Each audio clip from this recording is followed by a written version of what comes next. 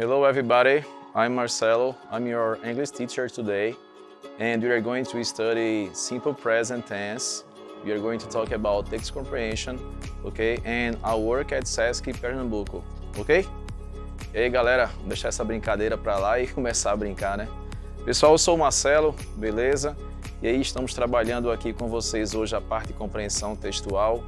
Vamos trabalhar hoje o simple present, a parte de compreensão. E vocês vão curtir muito bem essa aula. Eu tenho certeza que sim. Não esquece não, hein?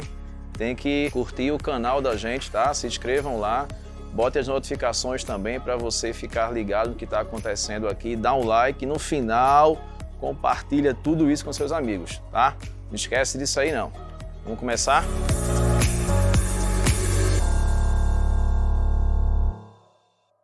Em relação ao inglês no Enem, o pessoal fica questionando, poxa, inglês é muito difícil, é complicado da gente trabalhar, é melhor partir para o espanhol, certo? Tanto o inglês como o espanhol são duas disciplinas bem difíceis para você entender, mas com um pouquinho de paciência, um pouquinho com vontade, com muito estudo, vocês vão conseguir com certeza compreender.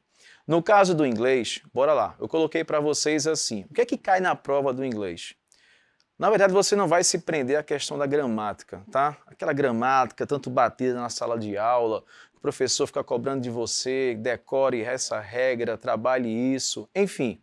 Vamos trabalhar aqui com a questão da afinidade, certo?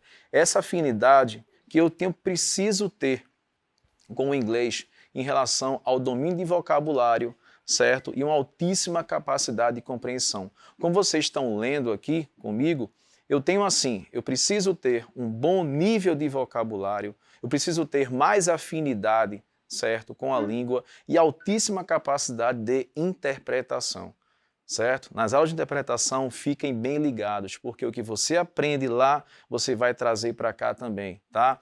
Então fiquem atentos a notícias jornalísticas, trechos de obras literárias, quadrinhos, imagem, etc. Então tudo isso, pessoal, vai ser importante para vocês, para que na hora que vocês estejam lá resolvendo as 5 questões de inglês, consigam se sair super bem. De preferência, acertar quantas?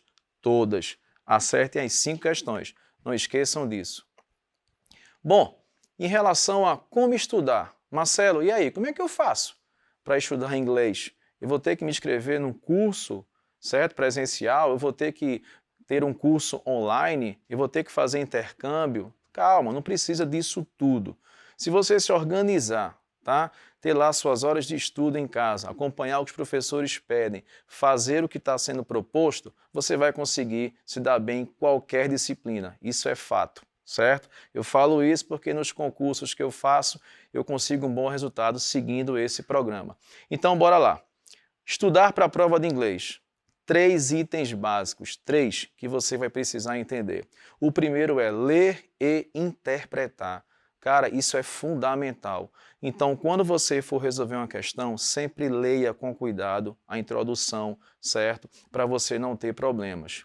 Depois, a questão do conhecimento. Fique atento. Nas aulas de redação, você precisa ter um bom conhecimento, tá? Geral, para poder fazer uma ótima dissertação. No caso de inglês, não é diferente. Eu preciso de conhecer o que está acontecendo ao meu redor. E todo esse conteúdo tem uma relevância social, política, econômica e cultural. Então, na verdade, pessoal, o que é que acontece? Eu preciso estar antenado com o mundo, tanto via celular, tá? Ou no próprio jornal físico, no jornal que você assiste, até no bate-papo com os colegas, você sabendo um pouquinho de tudo vai te ajudar na parte da compreensão. E outra, o que é que o Enem tanto pede do aluno de língua estrangeira? É essa capacidade de ter um raciocínio. Então, hoje você não pode traduzir, hoje o segredo é interpretar. Então, você não vai olhar para um texto, certo? E vai ficar perdendo tempo caçando palavra por palavra. Não, você vai fazer o quê? Dar aquela leitura geral para tirar a ideia principal dele. É isso que ele pede para a gente. Tranquilo? Outra. E aí, Marcelo, como é que eu vou me dar bem nessa prova de inglês? Bom, tá aí, ó. Essas 3 dicas para vocês são importantíssimas. Não só para inglês, tá? Para qualquer questão de outras disciplinas. Então você tem o quê? Economia de tempo. Então hoje a gente precisa, com certeza, ter um certo raciocínio em relação a quanto tempo eu vou gastar em uma questão. Dizem por aí que nós temos, em média, 3 minutos para resolver cada uma delas. Bom, depende muito de você. Se você é aquela pessoa atenta, faz uma boa interpretação, certo? Então, você não vai perder tanto tempo paquerando aquela questão. Então, você leu, entendeu o que foi pedido e de imediato você vai lá e começa a ler alternativas. Então, essa economia de tempo é fundamental. Outro, conhecimento prévio. Então, precisamos ter, como eu falei anteriormente, esse conhecimento de tudo que se passa ao meu redor. Um pouquinho de cada. Então, se eu vou ler um texto, tá? Por exemplo, hoje, Covid-19. Você já está saturado de tanta informação que você recebe via rede social. Detalhe, cuidado com as fake news. Não esqueçam que elas podem realmente causar grandes problemas se essa notícia não for veiculada de uma forma verdadeira e segura. Então, você está por dentro do que está acontecendo hoje em relação a esse vírus. Então, se você fosse amanhã conversar ou escrever algo sobre ele, você conseguiria, com certeza, se dar muito bem. E por último, resolver provas. Eu acho que todo aluno ele tem que ter um banco de questões para se resolver em casa.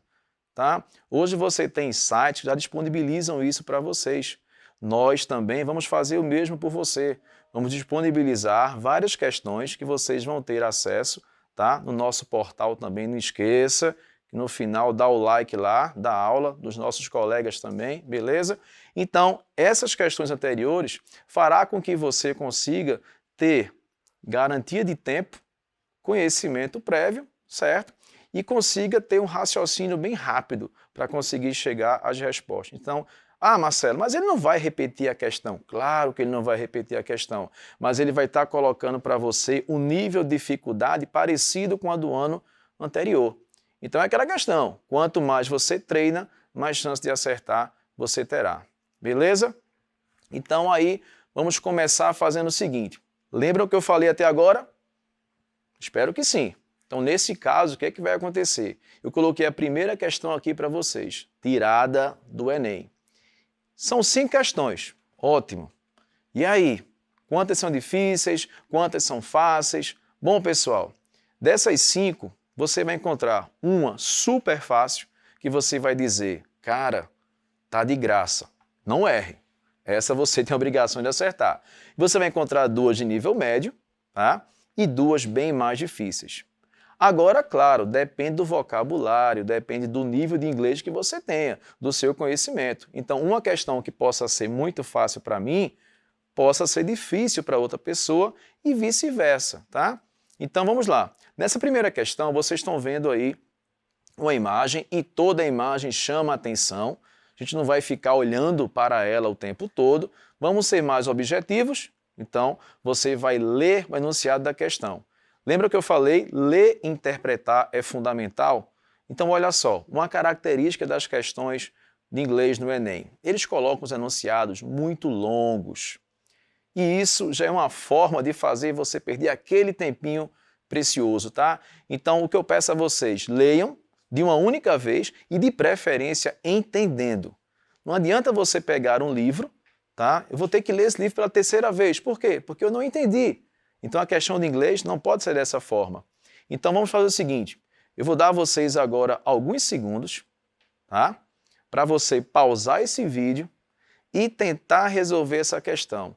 Agora, tente resolver. Não vá me enrolar, não, procurando resolução em outro site aí, chegando com a resposta, tá? Eu vou dar a vocês alguns segundos e eu volto já.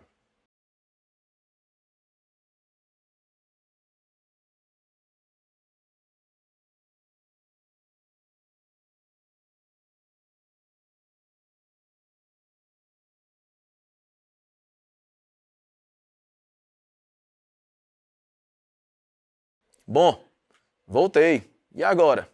Conseguiram chegar até a resposta? Então, se vocês prestaram muita atenção nesse vídeo, tá? Nesse slide, você tem o seguinte. Orientações à população são encontradas também em sites oficiais. Ao clicar no endereço eletrônico, olha só a dica, endereço eletrônico mencionado no cartaz disponível na internet, o leitor tem acesso aos ou às. Então, pessoal, se você realmente olhou para a imagem e encontrou esse endereço eletrônico, você vai encontrar no finalzinho o verbo prepare, que é o verbo preparar. Então, ele mandou o leitor se preparar para o quê? Se você leu logo acima, ele colocou algumas catástrofes, como, por exemplo, a pandemia de gripe global, o furacão Katrina, certo? O acidente nuclear de Chernobyl. E no final ele coloca Connecticut. E aí, Connecticut? O que eu vou fazer? Tá? Me preparar para o quê? E logo abaixo você encontra a mensagem, a pergunta: Would you know what to do if disaster struck here? Você saberia o que fazer se um desastre atingisse aqui? Ou seja, então, para quem pensou na letra E, parabéns! Eu preciso me preparar para medidas de emergências a serem tomadas em catástrofes. Então, te pergunto, foi fácil? Se foi, parabéns, estamos no caminho certo. Se não foi, calma, fera, paciência, você vai conseguir chegar lá. Não entre em pânico agora, por favor. Vamos seguir a nossa aula. Chegamos à parte do Simple Present Tense. Essa parte aqui é aquela gramática leve, certo? A gente não vai perder, digamos assim, minutos preciosos na nossa aula relembrando aquelas regras que vocês viram na escola. De jeito nenhum. O Enem, ele quer velocidade. O Enem trabalha, o que foi que eu falei no começo para vocês? O Enem trabalha com a sua habilidade, a sua afinidade com a língua inglesa. E a espanhola também.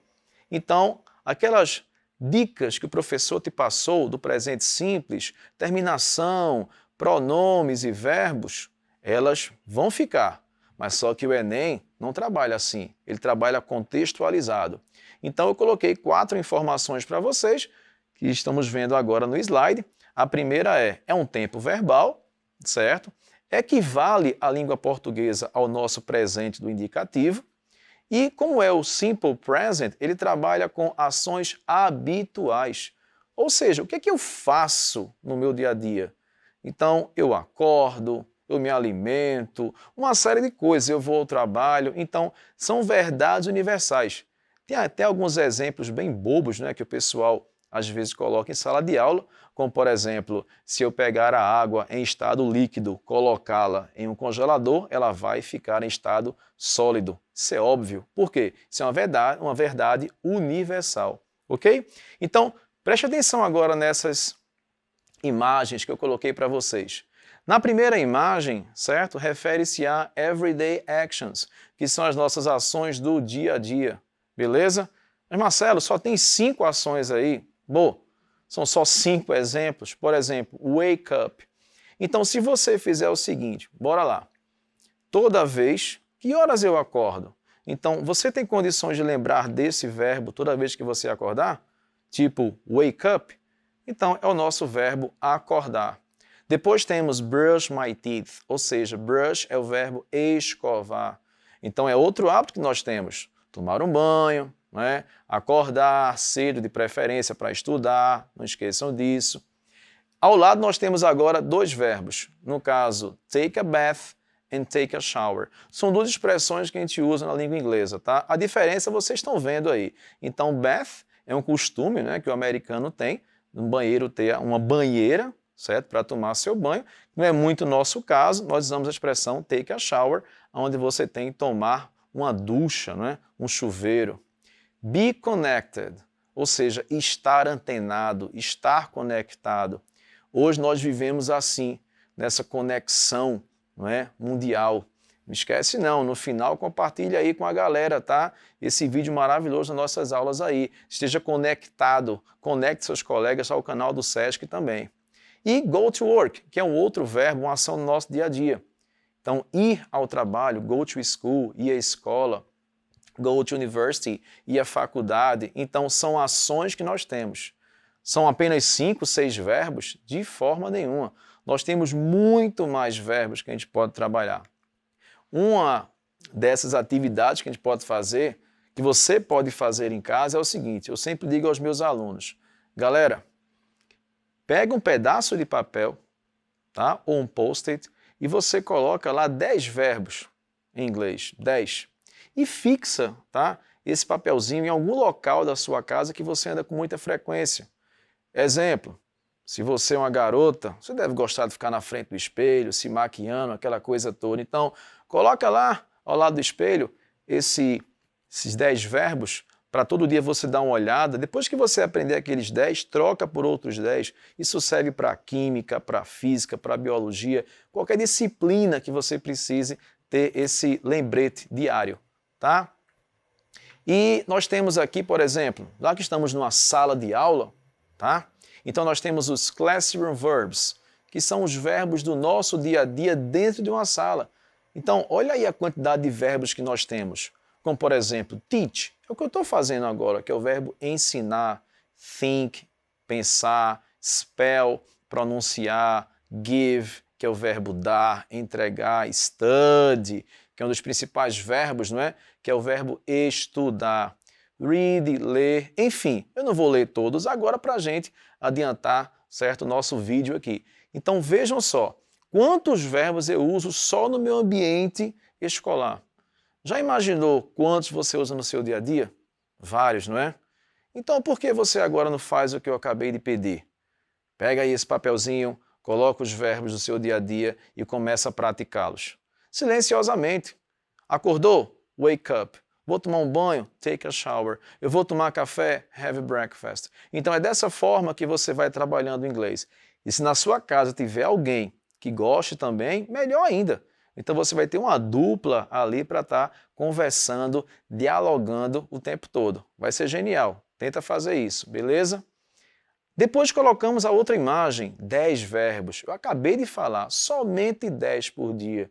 Você consegue ter um lucro muito legal no final do mês de quantitativo de verbos. Essa outra imagem que eu coloquei ali, uns verbos para vocês, nós temos um outro modelo. Se 10 para você é pouco, se sua capacidade é muito maior, então começa aí com 15, com 20 e você vai aprendendo. Detalhe, não coloquei a tradução, tá? Porque você vai treinar forçadamente a palavra já em inglês. Eu entendo que se você colocar os 10 verbos em inglês e os 10 em português, você vai estar ficando um pouquinho mais lento. E se você colocá-lo só em inglês, você vai conseguir, porque o desafio vai ser maior. Então, conto com você. Não esquece disso não. Falando em Simple Present, falando em 10, coloquei 10 frases para a gente ler agora e você perceber que o presente ele está realmente inserido na língua inglesa. Exemplo, na frase 1, I am an English teacher, and you? Então vejam só, eu destaquei o am. Meu Deus do céu, quem é esse cara? O verbo to be. Ah, Marcelo, eu não aguento mais ouvir esse verbo to be, para onde eu vou, escola A, B ou C, todo professor. Não tem como não falar do verbo to be, ok? Claro que a gente não vai parar uma aula completamente para falar sobre ele, mas ele está inserido no nosso dia a dia. Então observa aí na frase 1, eu sou um professor de inglês. E você? Aí talvez você diria aí do outro lado, I'm a student, tá vendo? Você também usou o verbo to be. Olha a pergunta 2, are you a student? Sua resposta, yes I am, ou no I'm not. Então percebam que ele está inserido. Exemplo, você pode chegar para o colega amanhã e dizer I'm tired, estou cansado, I'm sick, estou doente, ou I'm not sick, não estou doente. Isso é muito bom. Na frase 3 e 4, nós temos 2 verbos bem comuns. O verbo has, na frase 3, e o verbo have, na frase 4. My sister has some problems to solve today. Minha irmã tem alguns problemas para resolver hoje. E realmente ela tem, viu? Tem muitos problemas. E na frase 4, I have to teach you everything I can. Eu tenho que ensinar a você tudo o que eu possa. Então, é o que eu estou tentando fazer para você aqui. Passar aquele conhecimento que eu tenho para que você consiga, lá no Enem, se dar bem. Então, na frase 3 e 4, nós temos o verbo have e o verbo has. Claro, porque ele sofreu essa alteração, porque ele foi conjugado diferente. Aí eu vou lembrar aquelas regrinhas, não é?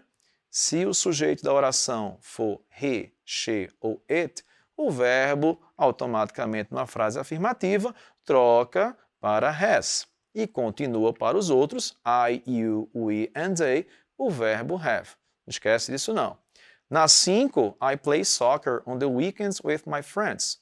Então, eu pratico futebol, eu bato bola, eu jogo bola, certo? Com os meus amigos no final de semana. Veja que na frase 5 eu tenho I play, eu jogo. Já na frase 6, como eu tenho agora o sujeito Steve, que é a terceira pessoa do singular, ele, o verbo assistir, watch, sofreu alteração, ganhou a terminação.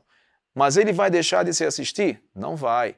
Então, essa regra o Enem não pede, mas você vai ter que interpretar a frase e entender que Steve assiste Netflix com seus filhos à noite. Então, nessa frase 5, o verbo play não sofreu nenhuma mudança e na frase 6, o verbo watch precisou da terminação ES. Na 7 e na 8, eu tenho duas negativas. No presente simples, eu posso usar o no para dizer não, para negar. Mas existem dois auxiliares que são muito mais comuns. Na 7, eu tenho o don't. Na frase Some kids don't follow their parents' advice. Ou seja, algumas crianças não seguem os conselhos dos pais. E isso é verdade, não é? Você, eu acho que também não deve ter seguido algum e deve ter tido algum probleminha. Vá por mim. Siga os conselhos dos seus pais. E na 8, Greg doesn't know how to drive a tractor. Nem eu. Eu também não sei dirigir um trator. Greg também não. Então vejam que na frase 7 você tem o don't e na frase 8 você tem o doesn't. São duas formas de dizer não no simple present. Na 9 a 10, para finalizar, nós temos outros dois auxiliares fundamentais para se montar uma interrogativa. Tá? Observe que na 9 usamos o do e na 10 usamos o does. Ou seja, do you want to change anything in your life? Você pretende, você quer mudar alguma coisa na sua vida? Aí você fala assim, Marcelo, mas eu já fiz intercâmbio, eu converso com pessoas fluentes em inglês e raramente usamos o do no começo da frase. Verdade. Porque nós temos a comunicação, nós temos uma linguagem solta. Então você pode muito bem trabalhar conversando informalmente com alguém, sem usar esse auxiliar do, mas se você for participar de uma entrevista de emprego, fazer uma prova de proficiência, cuidado, ele é fundamental para você utilizá-lo. Inclusive, se alguém te fizer uma pergunta usando o do, exemplo, do you like pizza? Você gosta de pizza? A tua resposta não deve ser apenas yes ou no. Yes, I do ou no, I don't. Então é fundamental que você os utilize. Na frase 10, nós temos o does. Por que o does? Porque o sujeito dela é your phone, seu telefone. Então, does your phone have a wonderful camera?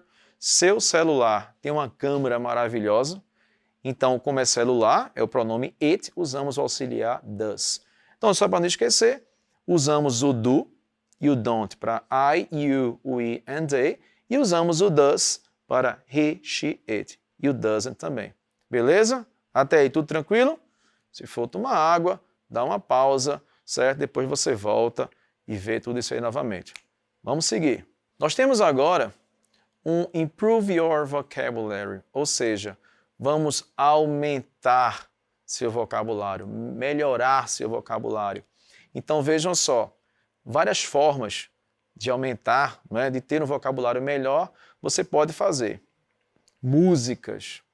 Então muitos adoram ouvir música. Agora, se você não busca a letra dela na internet, está fazendo muita coisa não. Então você tem que fazer o seguinte, ouça a música, assista ao vídeo, tá? E ao mesmo tempo você puxa a letrinha lá, vários canais você tem que fazer isso, para você ir acompanhando. Tanto você vai aprender muito mais a questão da escrita e vai praticar muito mais a oralidade também. E você sabe, né? No nosso último Enem, caiu mais uma questãozinha de música da cantora Madonna. Então fazia 5 anos que não caía questões com música, mas o ano passado nós tivemos. Então isso eleva mais ainda a nossa aula de inglês. Acesse sites que tenham jornais americanos. Isso vai te fortalecer, vai te enriquecer ainda mais com palavras. Porque lembra o que eu falei no começo? Então matérias de jornais também caem nas provas do Enem. Então vejam só, tudo bem. Estamos agora tendo o maior número de notícias veiculando a questão do Covid-19. Pode cair na prova do Enem? Claro que pode. Isso aí são informações que estão envolvendo o mundo. Estou na parte de biologia, na parte da química, tá? Na parte do inglês, já que o inglês é uma disciplina que envolve todas as outras, muito bem, pode cair uma matéria jornalística que fale sobre esse tema. Então são algumas dessas dicas aí. Intercâmbio, se você já fez, parabéns. Uma das melhores formas de você trabalhar hoje o inglês, aprender de uma forma mais rápida, é vivenciando, tá, esse novo formato. Então essas 3 imagens que eu coloquei para vocês, elas trazem, por exemplo, quotes, não é? Que são frases de pessoas famosas ou não, postadas nas redes sociais, que chamam a atenção. Algumas são bem interessantes. E as 3, na verdade, englobam o que eu acabei de falar para vocês, que é a questão do simple present.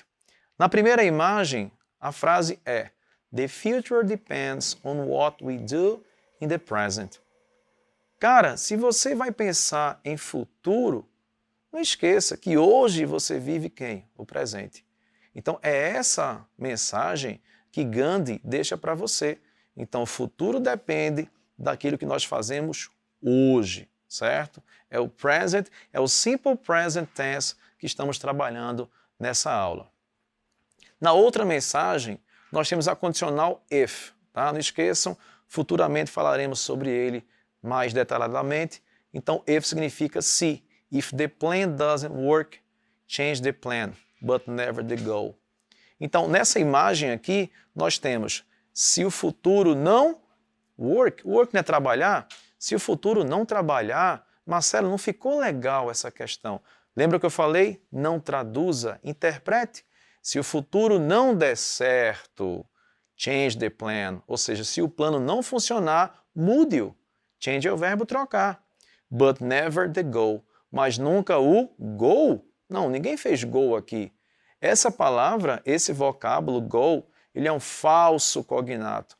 Ou seja, já está misturando o conteúdo para você ver como o Enem trabalha. É dessa forma, contextualizando tudo. Goal, que eu falei agora, é um falso cognato. Ou seja, você observa a palavra, acha que é um gol do time que você curte, mas na verdade significa objetivo. Então, resumindo, se o plano não funcionar, mude-o, mas nunca mude o objetivo. E por último, nós temos be the best version of you, ou seja, be, olha o verbo to be novamente aí te aperreando. Então, esquece e entenda, seja a melhor versão sua. Então, é essa a ideia.